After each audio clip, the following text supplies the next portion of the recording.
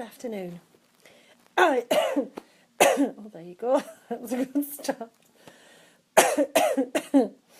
Okay, that's got me smiling anyway. I've come into my healing room and been inspired to come and do a live broadcast. It's so very difficult to decide a measured or appropriate response sometimes to the events that are happening right now. Once again, I sat watching my news feed last night, noticing the responses and the reactions to the events in London. It's a very difficult thing to be the spectator or the witness to events. It's also a very difficult thing to realise the extent of the injury and loss of life. It's at times like that that it's very easy to get into being angry. And I was recalling, and in fact I've just talked to some lovely friends about the events on the 22nd of May in Manchester, a city I consider my home city, even though I haven't lived there for a long time. And a few days after, I watched a lovely lady who'd lost her daughter speak in a very profound and heartfelt way about wishing to bring us all together, about her daughter not being the victim in those events. And I feel once again in alignment with that. My guides have been saying all day, we must not go into the hatred and the fear and the anger. We've somehow got to find within us that sense of love. We have to honour the people who've passed and the people who've been injured and the families affected by all of this. We have to honour them by coming through the other side of it and taking a spiritual path through this. I know that's not easy, but speaking maliciously, speaking hate, reacting in a knee-jerk way, how on earth do you close borders? And is it right to do so? How on earth we don't stop this stuff? We know we don't stop this stuff by reacting with more of the same. You know, death happens. It's a sad fact of life. From the moment we're born, we know we're going to die. It's just the way it happens that sometimes we struggle with. Is it any different for that van to have been a drunk driver than that van to be someone deliberately targeting? Don't drunk drivers do that too? By playing a game of Russian roulette? There's not an easy way through this, but please, please, please bring through the love. Bring through the healing. Bring through the laughter. Bring through a sense of celebration of life. I love the way in which my Irish family deal with loss. Probably much easier than my English family do. In the sense of, at every wake, whilst there are tears of sadness, there are also tears of laughter. We remember the stories, we remember the fun, we remember the positive, even as that person is laid to rest. It's a life that has meaning, not a life that is lost. It will be hard for these families. It will be a struggle, perhaps, to pull things together and to find meaning in it all. But that doesn't get helped if we are shouting and aggressive and name calling. If we're doing the my dad's bigger than your dad bit, if we're talking about excluding people or targeting people, if we're talking about nuking people, have we not learned anything at all about aggression in all these thousands of years? It doesn't work. And it's wrong to take someone's life, whichever way that happens. But the response has got to be something different. Surely by now we understand that. We need to celebrate the lives that have been lost. We need to help the people who are left to process what's happened and the life-changing nature of what's happened. And we can't do that while we're calling each other names and ranting and raving as if we've lost all reason. So what can we do? What can spiritual people do?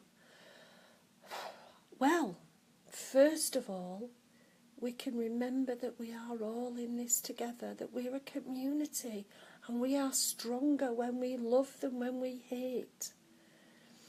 We can sit on our own or in a circle. We can send the healing positivity. We can sit and pull in that beautiful universal healing and send it out. I'm so blessed. I have a group who are working to develop their intuition, and today was one of the meeting days, and they came and we sat in a circle and we sent such beautiful healing.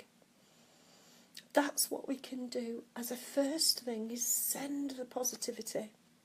The second thing we can do is not to speak those angry and hateful words. It's not about what we say, it's about what we do. We can lift our voice and say, don't respond in kind in my name. I don't wish that. We can also speak up for change.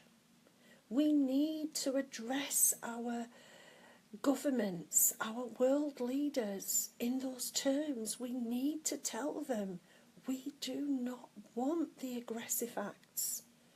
We need to tell them that when people are disenfranchised, when they feel they have no voice, when they are groomed into wrong thinking, that the answer is not to target a whole race or a whole culture or a whole section of people. We need to tell our leaders we want peace through talking. You don't get peace through bombs and bullets. That never happens, and we know that. The adult response to the playground bully is to talk and to explore and to listen very carefully and understand how we got to that point. Spiritual people should know that. What disappoints me is the amount of stuff I have read today from people who tell me they are spiritual. That is so sad. We should be holding the line that love matters and love comes first. We should be holding the line that we have to learn to forgive and be grateful. And we have to think every single member of our community. We are a global community of spirit. And I know these things are big, hard stuff. I know it. I'm having to do it. I'm having to put my money where my mouth is.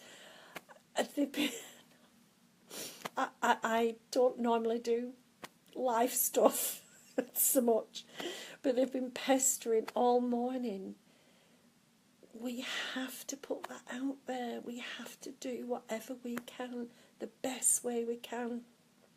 In our corner of the world, we have to make a little bit of difference.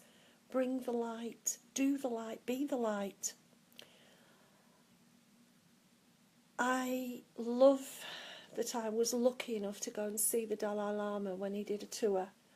And I was in the same Manchester arena that was bombed. And he did a tour speaking deliberately to young people, echoing the words of Mahatma Gandhi, encouraging people to be the change. I would echo those words today. Be the change. Be the change that you want. You know, one of the things I've learned is that death doesn't really matter because we bounce back again. I'm hoping not to come back next time, but who knows? We have to be the change. We have to be the ones who say, no, this is not what we want for our children and grandchildren and their children's children. We've got to find a way. I don't care how, but it isn't anger. It isn't bombs. It isn't the bullet. It's about love. It's about laughter. It's about valuing each and every life and making that life count in some way. I know that we could get fed up with what seems to be a fruitless task, but it isn't. Believe you me, it isn't.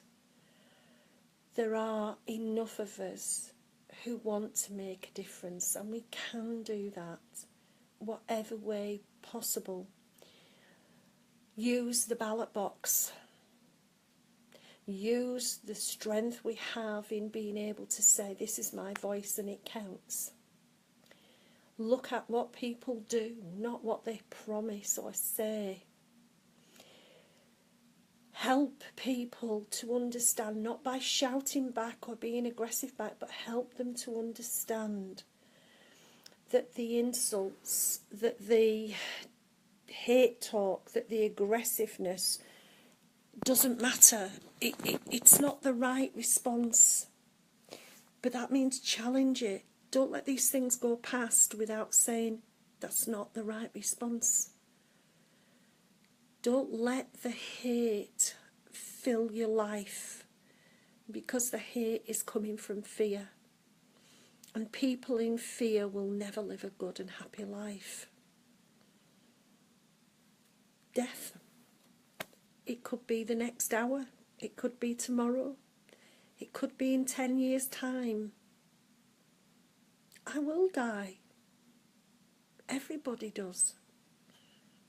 But it's what I've done in the middle between being born and dying that matters. And it took me a long time to grasp that. But I don't want to leave anyone thinking that I lived an angry or hate-filled life. I don't want to leave anyone thinking, oh, she never said what she thought. You may not agree with me. It doesn't really matter. But if I can, I want to leave something that's positive, something that is a legacy of love. Not big buildings, not a famous name, nothing like that. What I want is the love energy, the happy vibration I can give to go out into the world.